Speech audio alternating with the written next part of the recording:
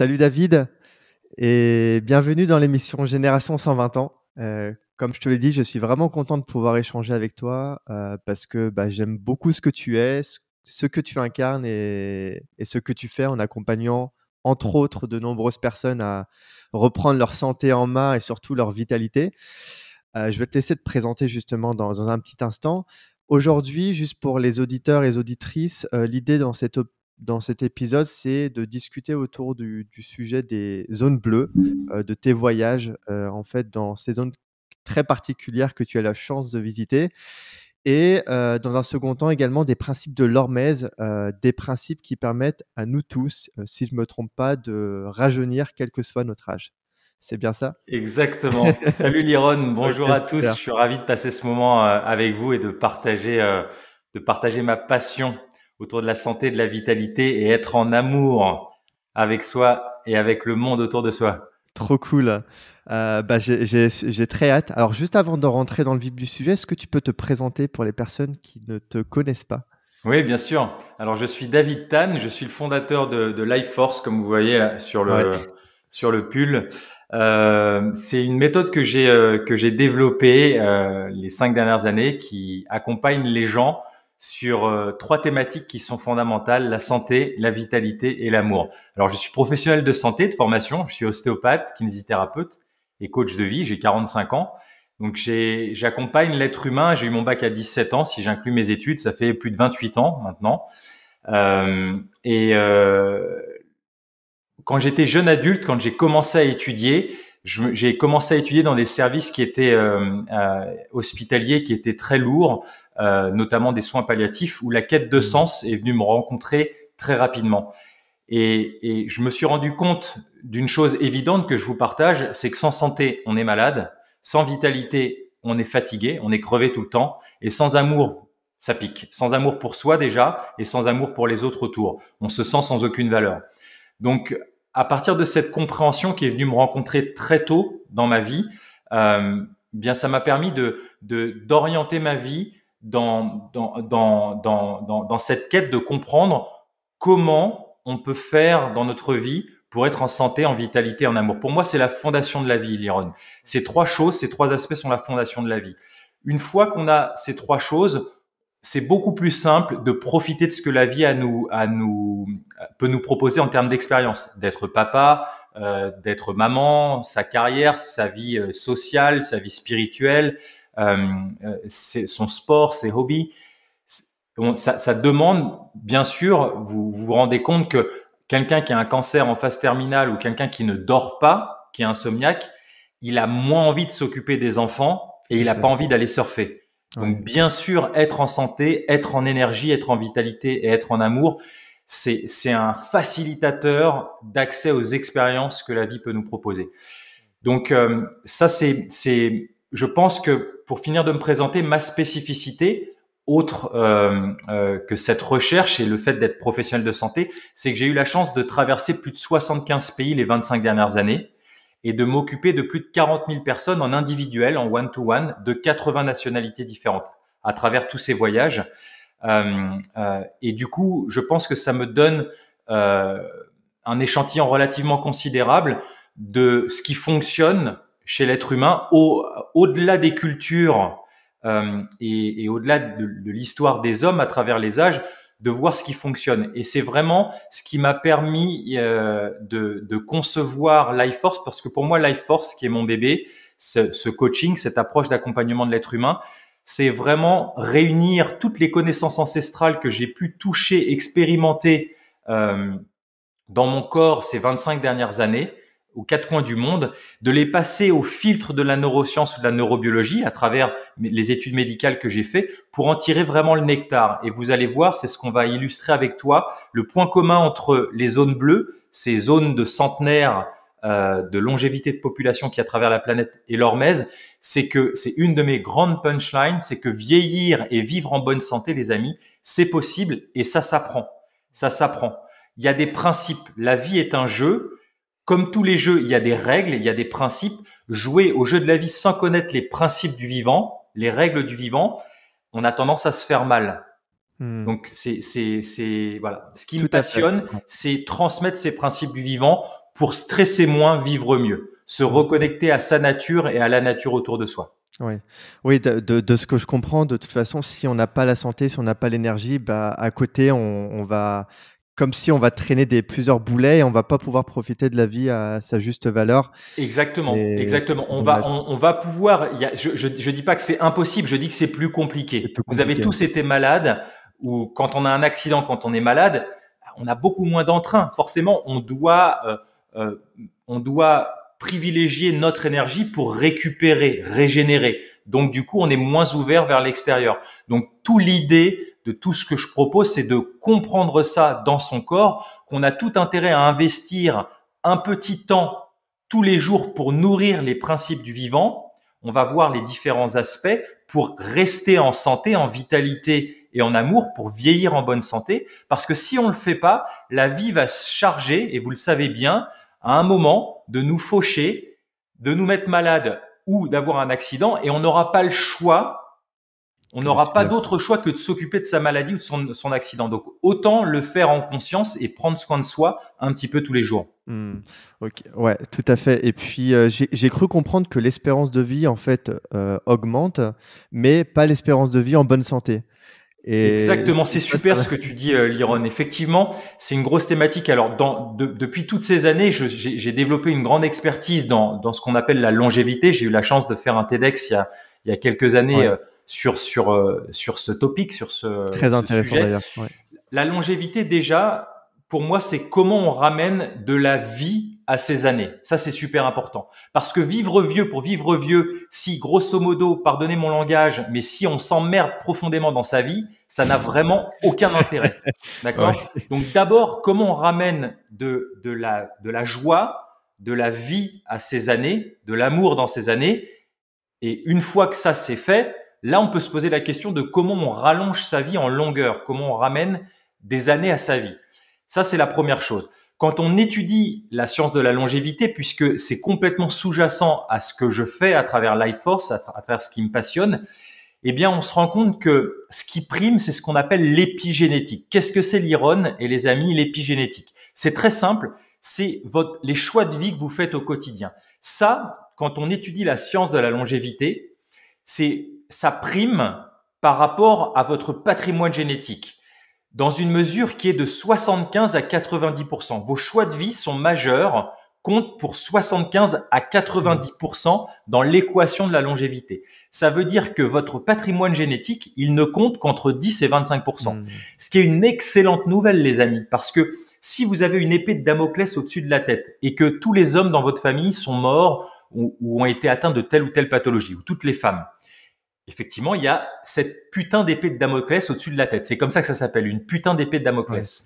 Eh bien, si vous changez votre façon de vivre, vos choix de vie au quotidien, ces gènes ne s'exprimeront pas. On peut complètement inverser la donne en étant en conscience et en ayant des choix de vie beaucoup plus vertueux. Comment on mange, comment on respire, comment on communique autour de soi, le nombre de mouvements, la quantité de mouvements naturels qu'on fait, toutes ces choses qu'on va voir, la qualité de sommeil qu'on a, toutes ces choses-là qu'on va certainement détailler avec toi Ouais. un petit peu plus tard. De ce que je comprends, enfin, c'est un message plein d'espoir, c'est qu'au final, on n'est pas voué à vivre telle vie parce qu'il s'est passé telle chose ou parce qu'on a telle ou telle, peut-être pathologie. C'est qu'il y a toujours un espoir de pouvoir renverser les choses, en tout cas améliorer sa vie en changeant différentes choses et ces choses-là vont potentiellement influencer notre génétique. Exactement, mon Liron, Ouais. c'est exactement ça. Si tu veux, tu sais, pour les gens qui me suivent déjà ou qui me connaissaient sur les réseaux sociaux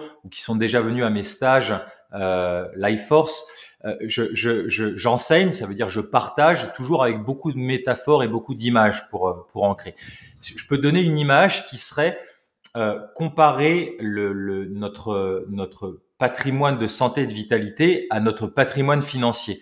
Tu as des gens qui vont naître dans une famille très riche, une famille de multimillionnaires, et qui n'apprennent pas l'intelligence financière et qui vont cramer tout leur argent les 30 premières années de leur vie à travers tous les abus possibles imaginables.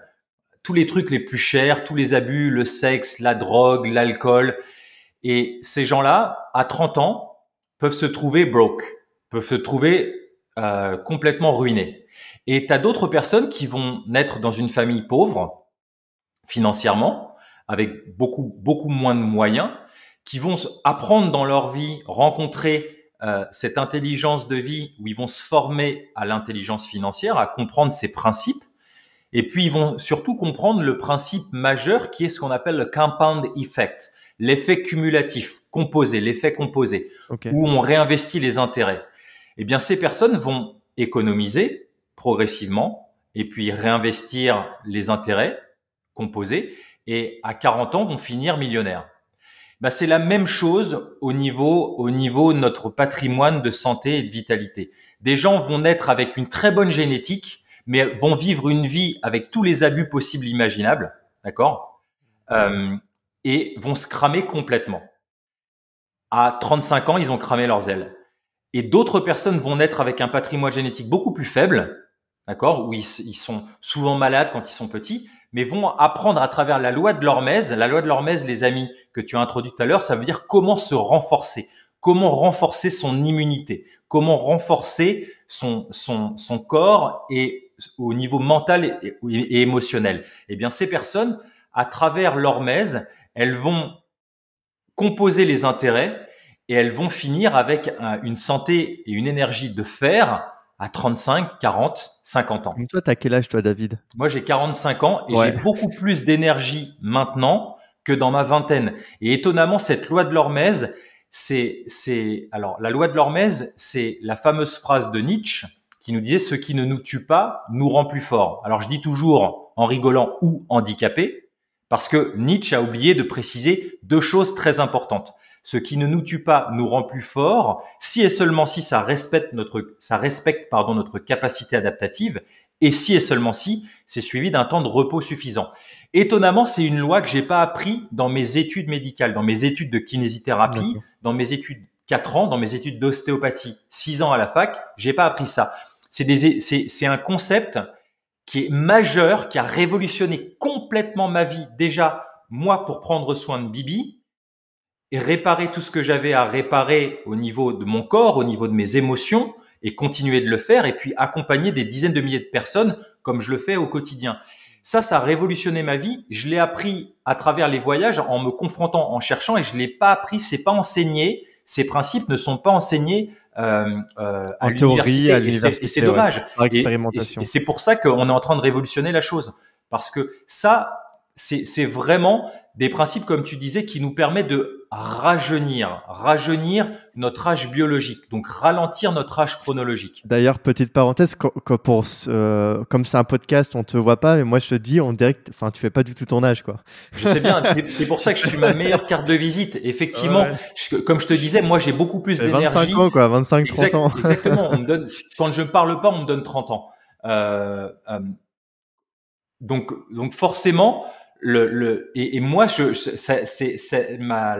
l'hormèse, c'est vraiment mon quotidien depuis 15 ans. C'est vraiment pratico-pratique, c'est de la méditation pratique. Ça demande d'être connecté à son corps, ça vous ramène dans l'instant présent. Je vais vous expliquer exactement en quoi ça consiste. Et effectivement, là, je parle et tu le sais parce que on s'apprécie tous les deux sur le travail qu'on fait tous les deux, et on a besoin, surtout en ce moment où il y a cet égrégore de peur et d'incertitude, des gens comme toi et moi ou d'autres qui sont dans la même vibration. C'est important en ce moment parce que ça permet de vibrer de la lumière et de changer, de sortir de cette peur et de vibrer de la confiance.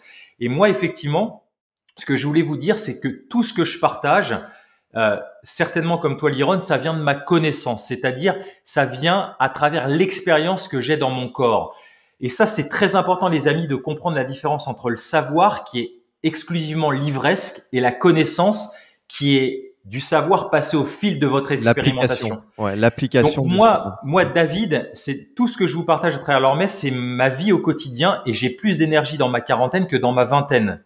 Et j'ai toujours fait énormément de sport, je continue à faire d'être investi dans énormément de pratiques différentes, coûteuses au niveau énergétique. J'ai plus d'énergie maintenant que dans ma vingtaine. Ça, c'est extrêmement important parce que dans le monde des sachants, surtout dans le monde du soin, méfiez-vous parce qu'il y a énormément de gens qui sont que dans le savoir.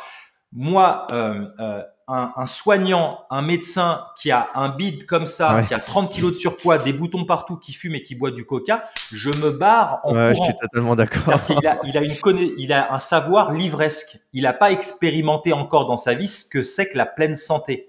Donc, un dentiste aux dents jaunes, je Aux donne dents une jaunes, je pensais à ça, boutade, ouais. je me fais pas traiter par un dentiste aux dents jaunes.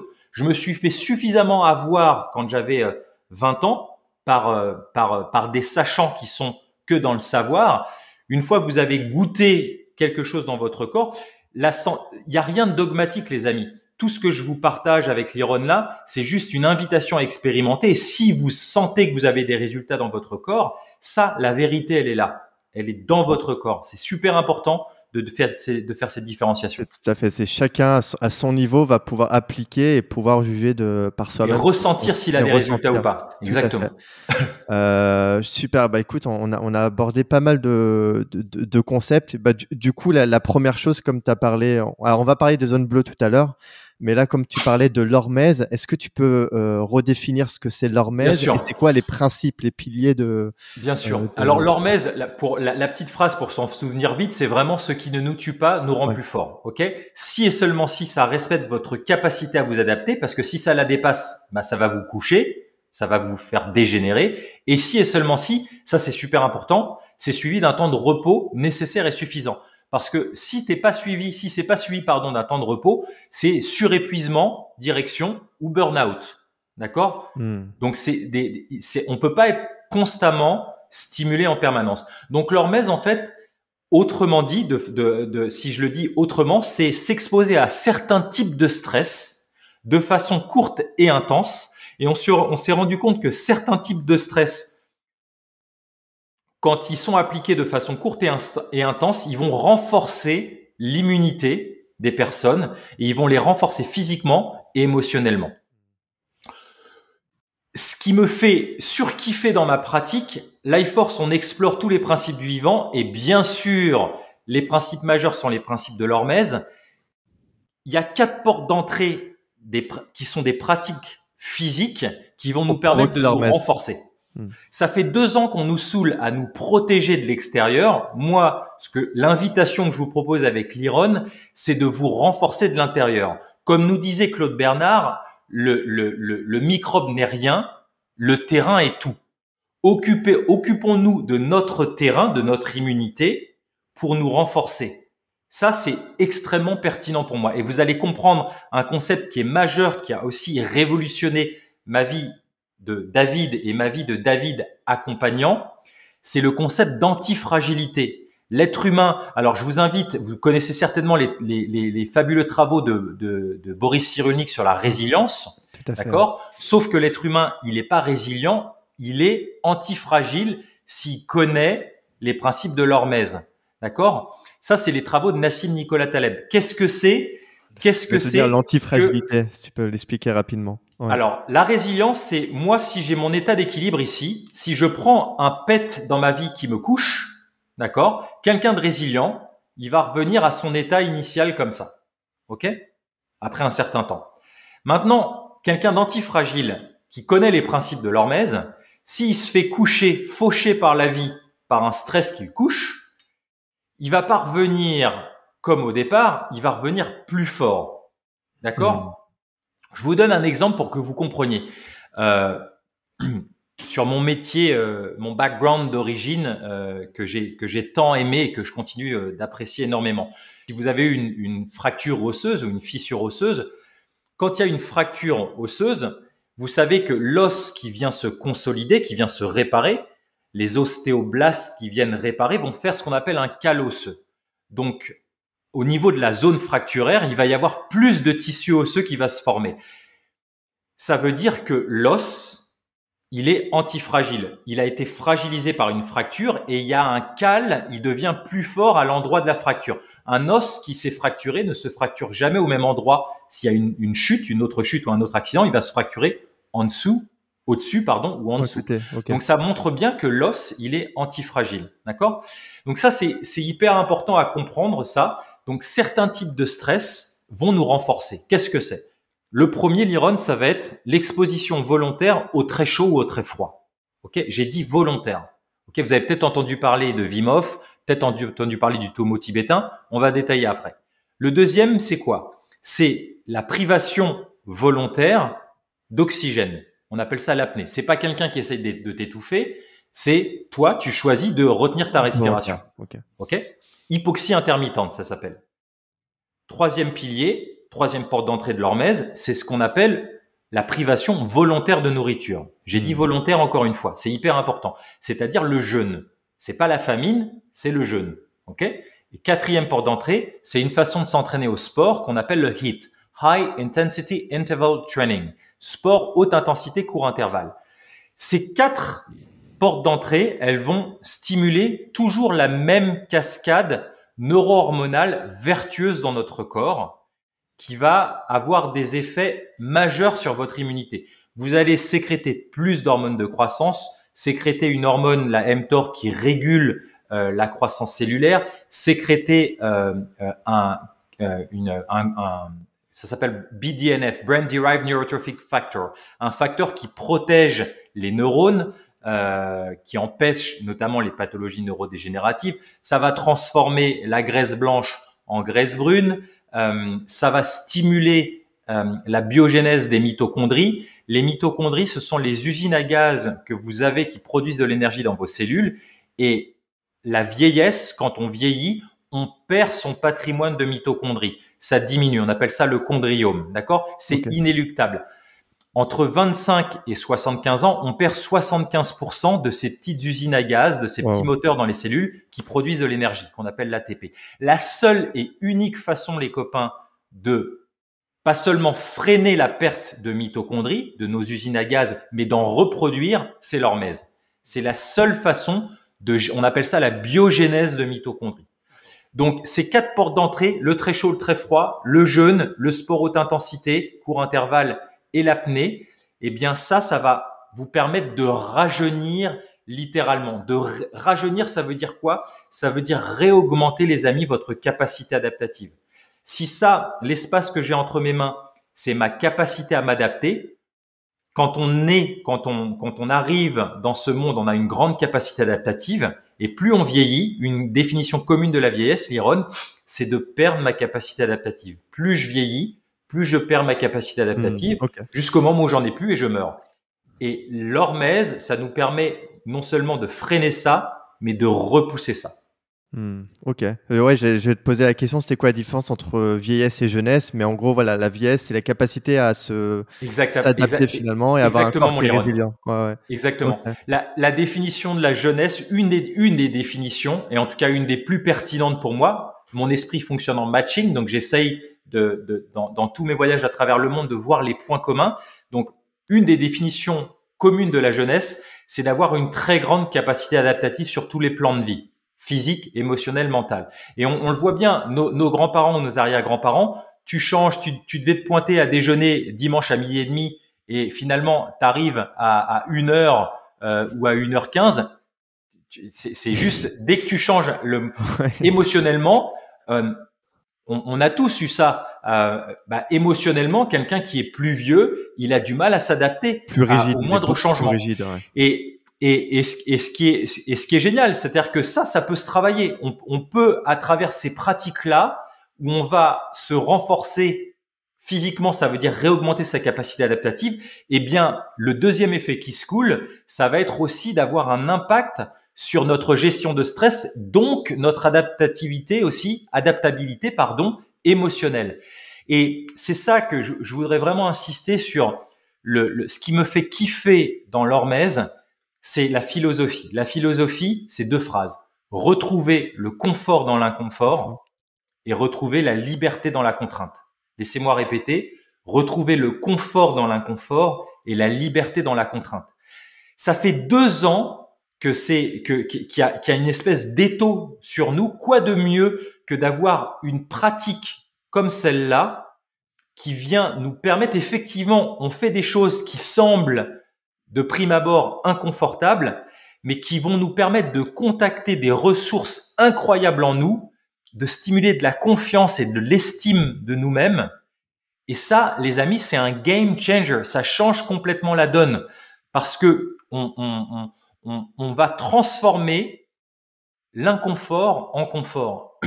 C'est une école de la vie qui est extraordinaire. Donc on peut arriver à être confort dans l'inconfort Exactement. et c'est inconfort, ça veut pas forcément dire douloureux.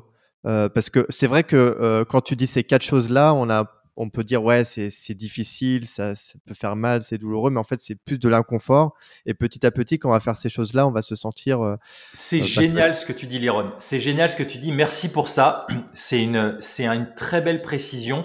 Ça a absolument rien à voir avec la douleur et avec de la violence. Ça peut sembler violent, effectivement, de se mettre dans un lac glacé l'hiver.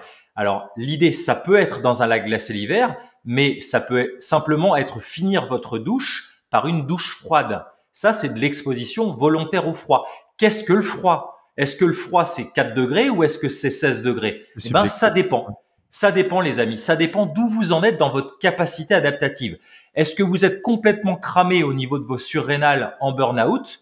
Donc, à ce moment-là, 16 degrés, c'est peut-être froid pour vous. Si vous ne dormez pas, vous êtes fatigué. Si vous êtes en pleine forme, vous êtes un sportif de haut niveau, peut-être que ça sera 0 degré. Moi, pour vous parler de ça, pour transmettre ça dans mes stages, les 25 dernières années, comme tu sais, j'ai énormément voyagé à travers plus de 75 pays et j'ai eu à cœur de me former aussi avec la crème de la crème. Pour ce qui est de l'exposition au froid, je me suis formé notamment avec Maurice Dobar que j'ai rencontré il y a une Ah oui. petite dizaine d'années. On a un yogi du froid, c'est le Tumo tibétain qui vient du Tibet. Il a 93 ans, Maurice maintenant. Donc il a pris sa retraite il y a 3 ans, mais il y a encore la dernière fois que je l'ai vu, c'était il y a 4 ans. À 89 ans, il reste dans un lac de haute montagne, 45 minutes, l'eau est à 0 degré. Et donc oui, on peut faire ça, mais je suis confortable maintenant, effectivement. Moi, je m'expose tous les jours, mais pour accompagner les personnes à finir à être confortables, à finir leur douche par 30 secondes de froid. D'accord? Ce qui est important de comprendre dans l'hormèse, c'est que ça doit être progressif. C'est-à-dire que si adapté. ça, c'est ma capacité adaptative, je vais aller la rencontrer de façon brève, d'accord, aller aux limites, mais je ne vais certainement pas dépasser la limite, mais de façon brève. Donc, le curseur du temps et de l'intensité sont super importants. Ouais. Donc, tout est relatif dans le froid. Le jeûne, moi, pareil, pour vous parler de jeûne, ça fait 10 ans que je pratique le jeûne intermittent. Tous les ans, je fais un jeûne sec un jeûne hydrique de 8 jours. J'ai aussi une expérience dans le jeûne sec qui est moins longue, qui est de 48 heures. Donc, je suis complètement confortable d'accompagner aussi des personnes à faire du jeûne intermittent et à décaler leur petit-déj d'1 heure. Et si ils ont des résultats sur le repos digestif, eh bien progressivement, ils vont être encouragés parce qu'ils ont senti des résultats la semaine d'après à décaler d'1 heure supplémentaire. Donc le petit à petit, le pas à pas, la progression, elle est super importante pour justement que vous soyez dans la connaissance. D'accord? Et c'est bien d'être guidé dans ces pratiques par des gens qui sont allés visiter plus loin, qui ont l'expérience de quel est le chemin à emprunter. Donc, il n'y a pas du tout de notion de douleur et de violence. Il y a, au contraire, quand on pratique l'Iron, par exemple, le froid, c'est un très grand stresseur. Moi, c'était une de mes plus grandes peurs. J'étais extrêmement frileux. Pour ceux d'entre vous qui avaient des syndromes de Raynaud, moi, c'était mon cas, où j'avais le bout des doigts qui était toujours blanc et froid l'hiver. Eh bien, on y va de façon progressive et c'est comme ça que vous allez aussi construire votre confiance en vous et c'est comme ça que vous allez aussi voir vos limites et que vous allez pouvoir les renforcer de façon bienveillante. Il n'y a pas du tout, au contraire, dès que vous sentez de la douleur, eh bien, ça veut dire que vous êtes à la limite de ce que vous pouvez supporter et c'est comment maintenant on arrive à biohacker son cerveau aussi pour se relâcher, reprendre le pilotage de son système nerveux, se détendre et puis et ensuite on sort, on se repose et c'est là qu'on va avoir les bénéfices qu'on appelle le rebond hormétique. Tout à fait, David. Ouais, non, c'est ce que tu dis, c'est super important, c'est qu'il y a pas à se comparer à une autre personne, c'est, se comparer à soi par rapport à ce qu'on est capable. Exactement. Aujourd'hui, on va peut-être froid, ça va être 20 degrés, mais demain, voilà, ça peut être 15, 10, petit à petit, c'est pas forcément 0 degré. Et même l'inverse, Liron, et même l'inverse. Moi, je suis capable de rester 20 minutes dans de l'eau à 0 degré, ce que j'ai fait dans les différents stages tout mois avec Maurice. Si j'ai mal dormi ou si je suis très fatigué pour X raisons, ça m'arrive simplement que pour moi, ma pratique hormétique du froid de la journée, ça va être une douche à 18 degrés. Et c'est complètement OK. Justement, ce qui est génial dans l'hormèse, c'est que c'est surtout pas une pratique pour les bourrins. Les bourrins, s'abstenir, c'est pas pour vous. C'est une pratique de mindfulness. On parlait du village des pruniers tout à l'heure, un village que j'ai à cœur. La pratique de la méditation, c'est une pratique qui m'anime aussi, comme tu le sais. On a ça Ouais. en commun, qui me tient énormément à cœur, cette douche de l'esprit. Ça demande d'être conscient et présent à soi-même. Ça veut dire que ça demande que vous soyez connecté à votre ressenti. Donc, si ça vous fait mal, c'est que vous allez trop loin. Donc, l'idée, c'est comment on s'approche de la zone inconfortable et comment on arrive à se relâcher dedans. Donc, c'est un entraînement à la gestion de stress qui est juste extraordinaire, extraordinaire. Ouais. Ce qui nous OK. tue, les amis, vous savez, je pense, dans notre vie, c'est trop de confort. Le fait qu'on a une vie qui est trop comme ceci. Le fait que dans notre pratique quotidienne, dans notre pratique de conscience, on fasse des choses qui nous sortent de notre zone de confort peu de temps, c'est vraiment quelque chose qui va développer, qui va vous faire recontacter énormément de ressources. Une chose très simple, pour illustrer ce que je dis, on vit toujours, on a grosso modo 20 degrés autour de nous tout le temps. L'hiver, on a des radiateurs qui marchent Mmh. pleine balle chez nous ou au travail. L'été, on a des climatiseurs. Donc du coup, notre corps devient feignant. On dit, les anglophones disent use it or lose it. Ça veut dire use la compétence, utilise-la, sinon tu la perds. C'est le cas. On a une compétence majeure dans notre ADN, les amis, dans nos cellules, qui s'appelle la thermophysiorégulation. Ça veut dire quoi? Ça veut dire notre thermostat intérieur. Comme on l'utilise rarement parce que on vit dans une vie qui est très confortable, bien on a perdu cette capacité innée à s'auto-réguler au niveau de notre thermostat. Le fait de se confronter avec des pics de froid volontaire ou de très chaud volontaire, ça va réveiller cette thermophysiorégulation. Extrêmement, extrêmement bon. Quand vous rentrez dans le froid, je donne un autre bénéfice pour illustrer parce que je sais que ça fait peur à beaucoup de personnes. Vous avez 120 000 kilomètres de réseau vasculaire, les cocos. 120 000 kilomètres. Ça veut dire 3 fois le tour de la planète. Quand tu rentres dans le froid de façon volontaire, il va y avoir une vasoconstriction. Tout ce système vasculaire va se constrire et dès que vous allez sortir, ça va se vasodilater. Ça va faire une chasse veineuse, une chasse du sang, une chasse liquidienne. C'est extrêmement bon. Au niveau de l'anthropologie du soin, c'est un traitement hypotenseur majeur, un traitement drainant majeur.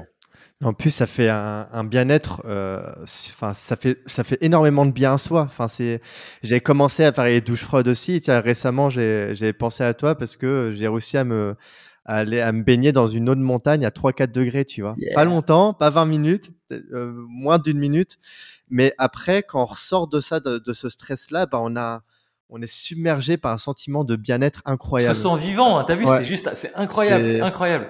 et ça, C'est ça. c'est trop Vous cool. savez, les amis, l'hormèse, c'est beau ce que tu dis, Jérôme, parce que c'est exactement ça. En fait, vous contactez, on se sent vivant et on se sent fier de soi. On a contacté des ressources. Et le meilleur moyen pour sortir de ce marasme qu'il y a de peur et d'égrégore de peur et d'incertitude les médias mainstream adorent faire durer parce que ça fait vendre, c'est vraiment de contacter la pleine confiance. Et la pleine confiance, ça passe par des actes au quotidien comme ça, ne serait-ce qu'une douche froide, parce qu'on se sent vivant après, on se sent fier de soi. On a fait, j'adore ce que dit Brian Tracy, eat the frog first. Quand le matin, tu te réveilles, tu finis ta douche par une douche froide, tu as commencé ta journée par faire un truc un petit peu compliqué que la majeure partie de l'humanité n'est pas encore capable de faire, tu te sens fier de toi. Et du coup, tout ce que tu vas gérer après, tu as fait un truc compliqué, Tout tu as à fait. mangé une Ouais. grenouille compliquée le matin. Après, tous les petits emmerdes que tu vas avoir dans la journée, toutes les choses que tu souhaites qui vont pas arriver ou les choses que tu souhaites pas qui vont arriver, tu vas les gérer avec beaucoup plus d'efficience et de légèreté. C'est ça, tout à fait. Tu l'as très bien dit. Super, merci beaucoup, David. Du coup, est-ce qu'on peut, on récapitule les 4 et on peut, passer, voilà, en revue. Du coup, on a parlé du froid, donc douche froide, baignade dans l'eau. Tu as aussi le chaud, donc j'imagine le sauna.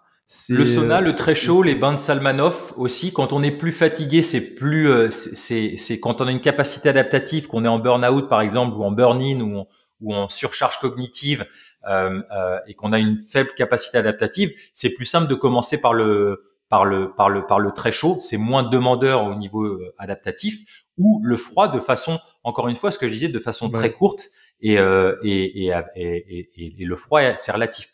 Le jeûne, on a parlé du jeûne, ça c'est important. Le repos digestif, il est extrêmement important, les amis. C'est notamment les travaux du prix Nobel de médecine de 2016, Oshumi, un japonais, qui a travaillé sur l'autophagie, qui est le mécanisme de sanogénèse, le mécanisme de nettoyage du corps majeur qui se produit quand on arrête de manger. Extrêmement important. C'est comme si vous aviez la chance d'avoir une femme de ménage ou un homme de ménage chez vous, dans votre intériorité. Si à chaque fois vous lui demandez de préparer la nourriture, c'est-à-dire de manger, bah, il n'a pas le temps de nettoyer, ou elle n'a pas le temps de nettoyer. Alors que quand vous rentrez dans un repos digestif, eh bien, le corps, il a cette capacité qu'on appelle l'autophagie à cleaner, à nettoyer, à recycler tout ce qui a besoin d'être recyclé au niveau cellulaire et tissulaire. et ça se fait juste avec des jeûnes intermittents ou il faut faire des jeûnes longs? Alors, ça Enfin, commence déjà avec le jeûne intermittent, et puis c'est comme ça qu'on construit. Que je vous invite déjà d'expérimenter le jeûne intermittent. Et puis ensuite, bien sûr, ça s'exprime, l'autophagie s'exprime de façon beaucoup plus prononcée dans un jeûne long, notamment à partir du 3e jour sur un jeûne hydrique où on va changer de métabolisme. On va passer d'un métabolisme qui utilise du sucre, qu'on appelle la glycolyse, à la néoglucogénèse.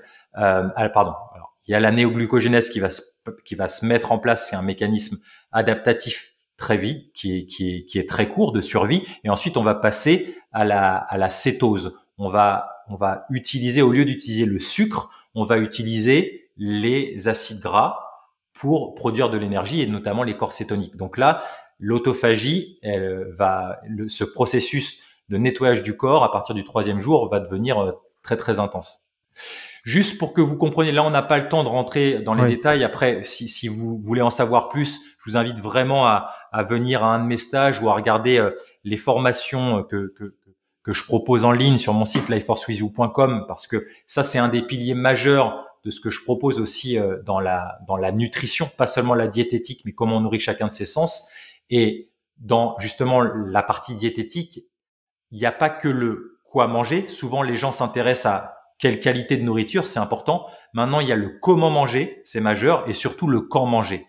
Le jeûne, ça intervient dans le quand manger, d'accord? J'en parle aussi énormément dans mon livre Revivre, pareil, que vous ouais, trouverez je sur mon mettrai site les liens dans la description. lifeforcewithyou.com. Ouais. C'est important que vous compreniez, pour justement stimuler votre intérêt sur décaler votre petit-déj d'1 heure, et pour jusqu'à être capable d'avoir un repos digestif de 14 à 16 heures et de prendre votre première prise alimentaire que au déjeuner. C'est comme ça qu'on commence. C'est de vous expliquer comment fonctionne l'énergie humaine. Le premier poste énergétique, c'est une modélisation, mais qui est très aidante, je trouve. Il vient pour quoi? Pour la digestion. Quand vous avez de la nourriture à digérer dans votre ventre, les amis, vous avez une idée de combien d'énergie ça vous utilisez? Beaucoup. Ça utilise 40% de votre énergie, grosso modo. Ça veut dire que quand vous êtes en digestion, vous ne vivez plus il ne vous reste que 60% de votre énergie vitale. Le deuxième poste énergétique, il va pour faire fonctionner la boîte à poux, la réflexion. Si vous êtes hyper stress dans votre vie, en train de divorcer, surcharge cognitive au travail, ça crame énormément de votre énergie. Si et seulement si vous reste de l'énergie après avoir processé tous ces pensées, ces 60 000 pensées que vous avez par jour, soit dit en passant, la neuroscience est claire, sur 60 000 pensées, tu le sais bien mon Liron, 48 000 sont foireuses, sont négatives, et 90% de vos pensées sont les mêmes que la veille. Donc ça, c'est un de mes piliers majeurs aussi. Comment on sort de ça? Toi, c'est aussi quelque chose qui te passionne énormément. Comment on trouve des stratégies pour qu'on se foute la paix à l'intérieur Tout à fait. et qu'on touche à autre chose. Ça, c'est le deuxième poste énergétique. S'il vous reste de l'énergie après ça, ça va pour faire bouger le corps. Et le troisième, ça c'est le troisième poste énergétique. Et le quatrième poste énergétique, seulement et seulement s'il vous reste de l'énergie, c'est pour la régénération du corps. Le plus important, la régénération du corps et de l'esprit.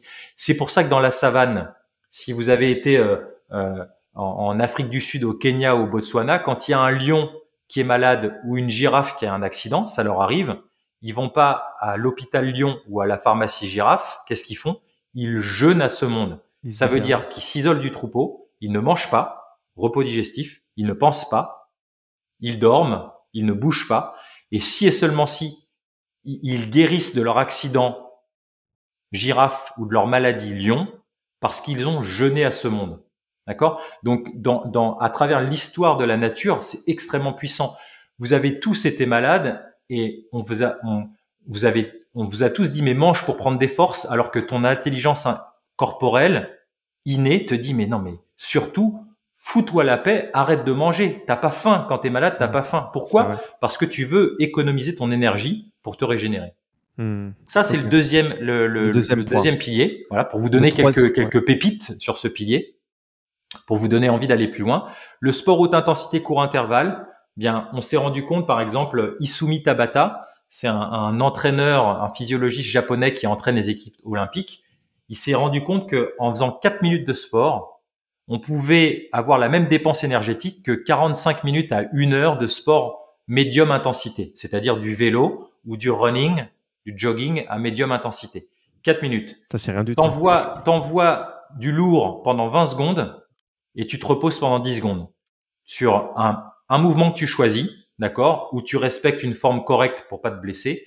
Tu fais ça au max de tes capacités adaptatives pendant 4 minutes et tu vas avoir la même dépense énergétique avec beaucoup plus de bénéfices parce que tu vas stimuler beaucoup plus l'hormone de croissance, toutes les hormones dont je vous ai parlé tout à l'heure. Donc, les gens qui me disent, moi, j'ai pas le temps, bah, grâce à ce japonais, il faut peut-être reconsidérer. Effectivement, j'ai beaucoup entendu ça, tu sais, dans ma vie d'accompagnant, de soignant. Tu sais, David, moi, j'ai même pas le temps d'aller faire pipi. Bah, je leur disais, j'entends, je comprends, je compatis, mais si tu me dis ça, ça veut dire que t'as pas de vie, mon grand. Si tu me dis que si t'as pas le temps de pisser, t'as pas de vie. Donc, il est urgent de changer ta façon de vivre, de te reposer. Quand on est malade, on doit se reposer, d'accord? La langue des oiseaux, le français porteur du verbe, te poser autrement par rapport à ta vie et à comment tu es en train de la vivre. Parce que si tu le fais pas maintenant, ça va piquer de plus en plus fort. T'entends pas l'alarme, elle va sonner de plus en plus fort. Et les maladies ou les accidents, ils vont être de plus en plus forts. Donc ça, c'est super important. Et le dernier pilier, c'est l'apnée, hypoxie intermittente. Ça, hypoxie, ça veut dire ça veut dire hypo comme hippopotame, diminuer, xi, l'oxygène, de façon intermittente. Ça va stimuler notamment l'érythropoïétine, qui est une hormone qui permet de produire plus de globules rouges. Donc, vous allez augmenter l'hématocrite, vous allez augmenter la quantité de globules rouges qui va circuler, donc de sang que vous allez, d'oxygène, pardon, que vous allez apporter à vos cellules. C'est aussi le prix Nobel de 2019, 3 prix Nobel, 3 collègues qui ont travaillé sur le facteur d'hypoxie, qui est un facteur majeur pour stimuler votre immunité et que vous allez produire dans votre corps à chaque fois que vous retenez votre respiration. Pour vous parler de ça aussi, pareil, ce que j'enseigne à travers mes stages, Life Force, moi j'ai eu la chance notamment de m'entraîner avec le champion du monde d'apnée, Stéphane Nice-Sud, qui tient sa respiration 11 minutes 35.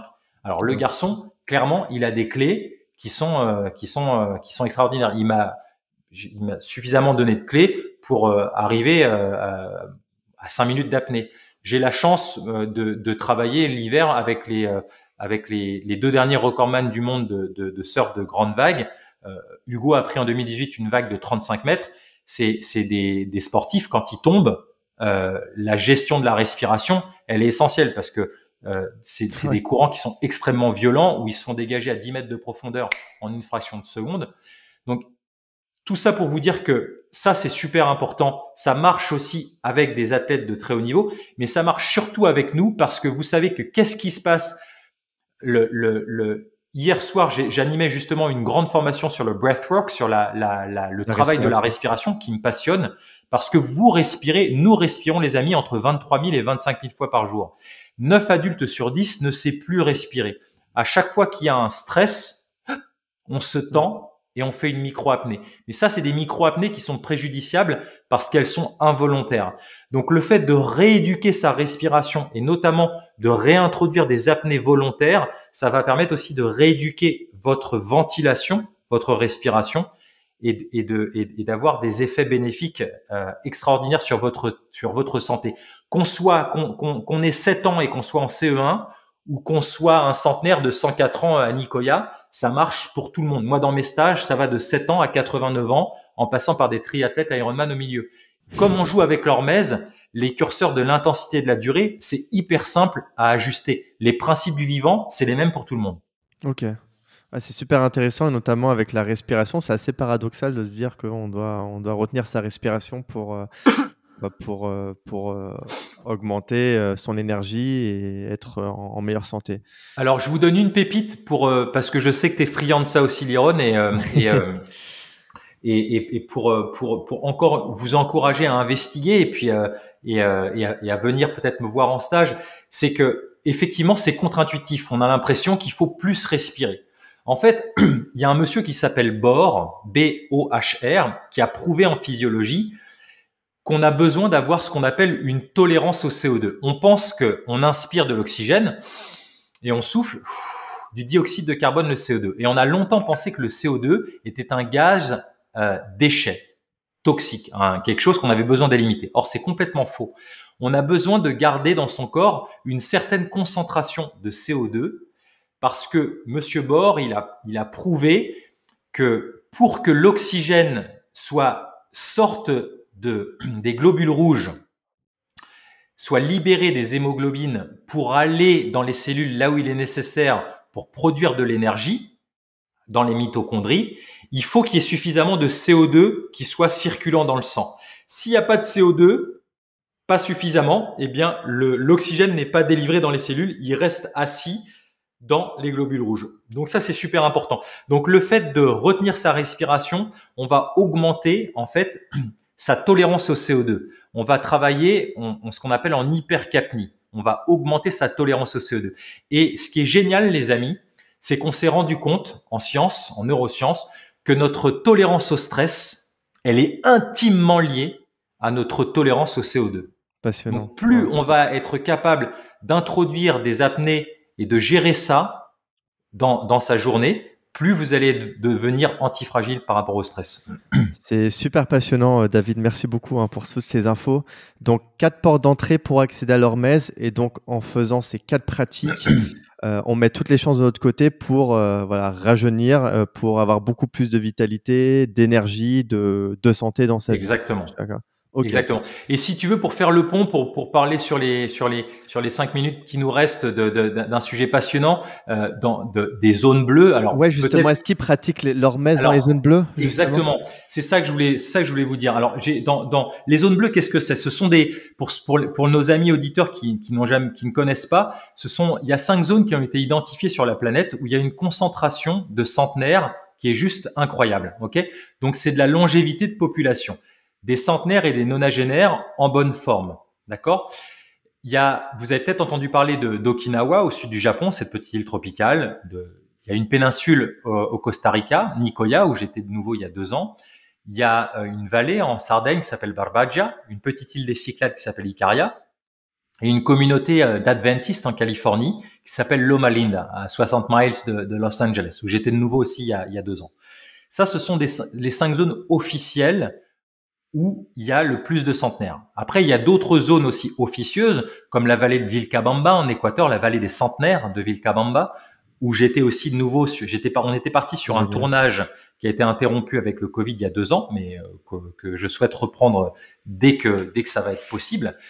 Il y a les Hunzas au Pakistan, il y a la vallée de Bama en Chine, il y en a plein en fait. Abkhazia en Géorgie, il y a d'autres zones qui sont en train d'être étudiées aussi. Et moi, l'Iron, pour moi, David, ça a été un explosage de paradigme sur la vieillesse. Ah, j'imagine. Vas-y, Parce raconte. que j'ai longtemps cru que la vieillesse c'était associé à la maladie. Pourquoi? Parce que tout ce que je voyais moi dans les stages hospitaliers quand j'ai étudié, je voyais des gens 75, 80 ans avec un syndrome extra-pyramidal, tu vois, un petit Parkinson, pas en forme quoi. Et c'est bien, tout à l'heure t'as fait la distinction entre health span versus lifespan, l'espérance de vie versus l'espérance de vie en bonne santé. En Europe, l'espérance de vie, elle est autour de 80 ans pour les 83 ans pour les femmes et 79 ans pour les hommes. L'espérance de vie. Maintenant, là où ça pique, c'est que l'espérance de vie en bonne santé en Europe, elle est autour de 64 ans. 64,3 pour les femmes et 63,7 pour les hommes de mémoire. Ok, ça c'est pas du tout glamour. Ça veut dire que tu vis confort jusqu'à 64 ans et après les 16-20 dernières années qui te restent, malade. Ça c'est pas glamour du tout. Le fait moi c'était ma croyance parce que c'était mon expérience de soignant. Dans ces zones bleues que j'ai rencontrées il y a une quinzaine d'années, dans tous ces voyages que j'ai faits, le fait de rencontrer des gens de 102 ans qui montent toujours à cheval, des gens de 103 ans qui sont capables de coudre sans lunettes et qui vont enfiler le fil dans le chat de l'aiguille plus rapidement que moi, la stabilité de la main, ça m'impressionne. Je me dis, il y a quelque chose. Quand tu le vois une fois, tu dis, bon, il a de la chance. 2 fois, 3 fois. Mais j'ai eu la chance de faire, je pense, des câlins à une soixantaine de centenaires dans ma vie. Ça veut dire d'avoir cette relation suffisamment intime. Tu te dis, il y a quelque chose. Et quelqu'un d'Okinawa, un habitant d'Okinawa, un centenaire d'Okinawa ou de Nicoya n'ont pas du tout le même patrimoine génétique. Ils ont vécu dans des zones complètement différentes, pas du tout le même patrimoine génétique. Par contre, la façon, les amis, avec laquelle ils ont vécu leur vie, relativement similaire. Et ça, c'est énorme. Ça, c'est énorme. Ça veut dire qu'effectivement, sans le savoir, beaucoup de ces personnes-là, en fait, sans avoir, mais l'important, c'est pas de savoir, l'important, c'est de pratiquer. Le savoir, tant qu'il n'est pas appliqué, ça ne sert à rien. D'accord? Ils ont vécu leur vie à travers, justement, cette loi de l'hormèse. Ok. À travers cette loi de l'hormèse. Donc, respiration, le froid. C'est une vie qui est exposée aux éléments tous les jours. C'est une vie où le frigo, c'est très récent dans l'humanité, le frigo plein avec accès à la bouffe en permanence. Ça n'existe pas. Ça n'existait pas il y a 50 ans. Donc, le fait, tu vois, d'avoir de manger moins. Était aussi très fréquent. Donc en fait, cette loi, elle est, je pense que ce sont des gens qui ont honoré ces principes et d'autres que j'ai développé. Je finirai avec ça sur Life Force parce que ça a été, je pense, dans l'accompagnement que je fais, ça a été un groupe de mentors extraordinaires pour moi. Tous ces centenaires ou nonagénaires en bonne santé, j'entends en bonne santé, que j'ai rencontrés à travers le monde, et tous les moins de 3 ans. J'ai tous les toddlers, tous les moins de 3 ans que j'ai rencontrés à travers la planète. Ça a été aussi une grande source, ça a été ça a été des mentors pour moi parce que quand on parle de vitalité, moi ce qui me met en joie dans ma vie, ce qui donne sens à ma vie et valeur à mes actes, c'est ça maintenant, c'est de comprendre comment ça se fait que jusqu'à 3 ans, on est au taquet en permanence, les gamins, et plus on vieillit, plus on perd cette énergie de vie pour être bien rangé, assis sur une chaise 10 heures par jour et être fatigué en permanence.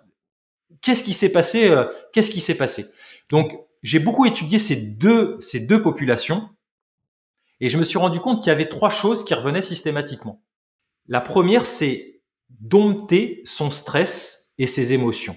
Le français est porteur du verbe. J'aime la rhétorique, c'est vraiment hyper important pour moi. Dompter, on dompte pas un animal sauvage.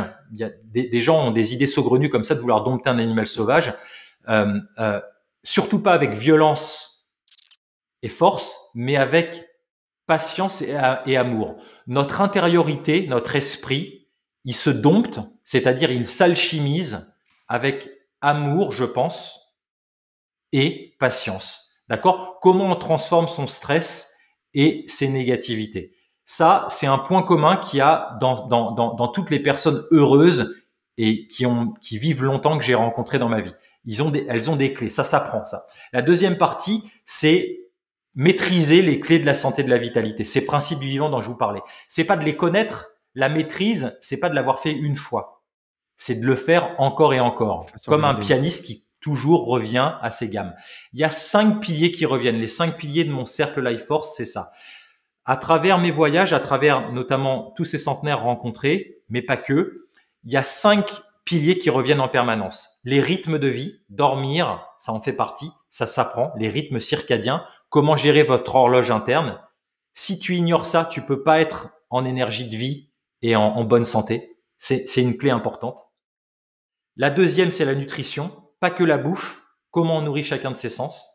La troisième, c'est la respiration. On a vu, on respire 25 000 fois par jour, c'est un art. Est-ce que tu sais respirer ou pas? 9 adultes sur 10 ne sait pas respirer, n'utilisent que 20% de leur capacité pulmonaire, ont une respiration paradoxale, on dit.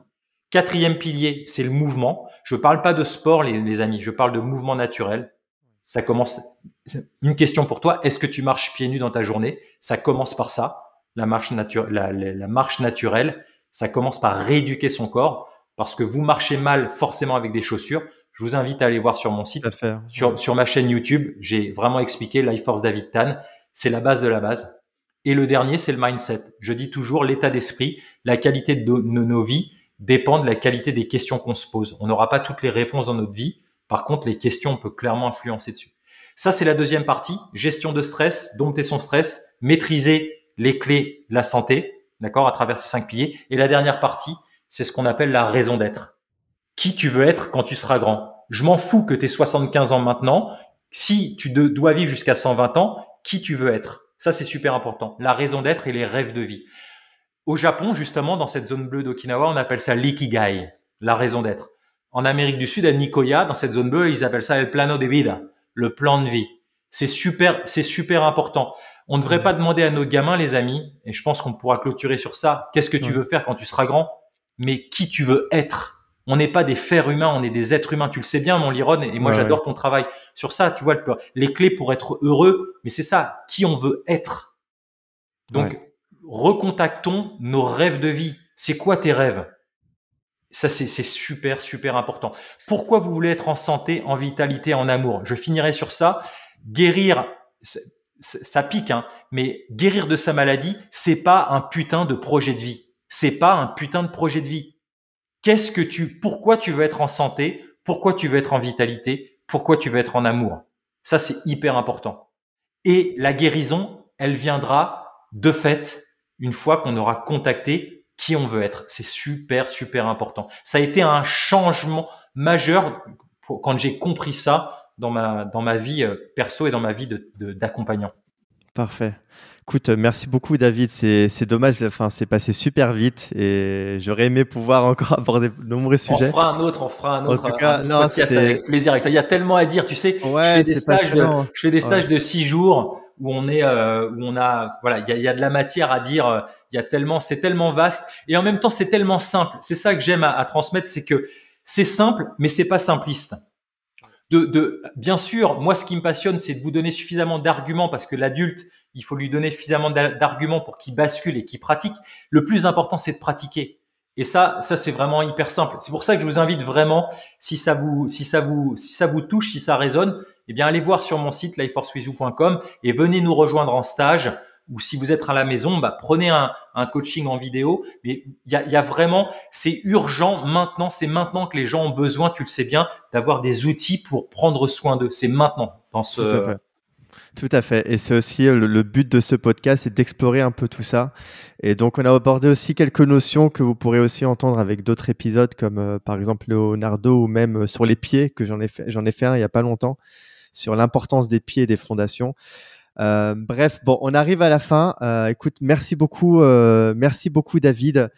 Écoute, je mettrai tous les liens dans la description. Et puis, écoutez, pour tous les auditeurs, auditrices qui ont écouté jusqu'ici, n'hésitez pas à aller voir son travail qui est passionnant, à le contacter également, et puis à partager cet épisode, à mettre une note positive parce que ça aide au référencement et puis ça aide à faire aussi découvrir des concepts qu'on n'entend pas forcément parler autour de soi. Donc, merci beaucoup par avance.